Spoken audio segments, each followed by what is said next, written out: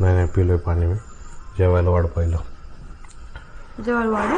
हो. भूक लागली राजाला माझ्या. काय हो भूक लागली? एवढी भूक लागली का? एवढं गुड आहेत मग आज? एवढं गुड आहेत? मी ना तुमच्यासाठी काय काय केले माहिती का? आज काय केलंय? पुलाव केलाय, चपाती केलेत, पनीरची भाजी केली, गुलाबजामुन केलेत. वा वा. अजून?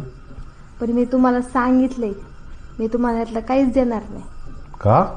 नाही देणार. हे बघा ना, काही बघा ना किती दिसतंय ते. 8वा महिना दिसतोय. 8वा.